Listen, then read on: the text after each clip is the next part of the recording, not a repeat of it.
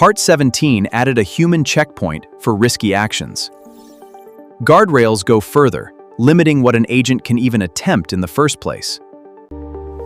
An agent with every available tool and no input or output checks can be pushed into doing far more than it should. Guardrails are checks applied at different points, before input reaches the model, during execution, and before output ever reaches the user. Input validation screens incoming messages for known manipulation patterns before they ever reach the model at all. A simple check like this blocks obvious injection attempts before the agent ever processes the request.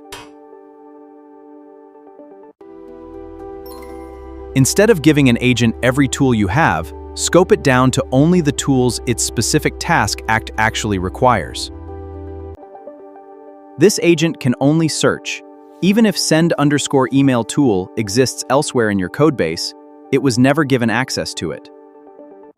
Output filtering checks what the model generated before it's returned, catching sensitive data like PII before it ever leaves your system.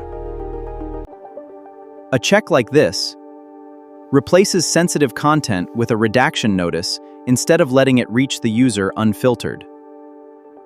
Validated input, scoped tools, and filtered output together form layered checkpoints around the agent, not just one single safeguard. No single guardrail stops everything. Layering input, tool, and output checks means if one layer fails, the next one catches it. This covers the basics. A full threat model and defense-in-depth architecture go much further, mapping specific attack classes to specific defenses. That's the fundamentals of keeping an agent constrained. Next, we'll cover actually seeing what your agent did, step by step.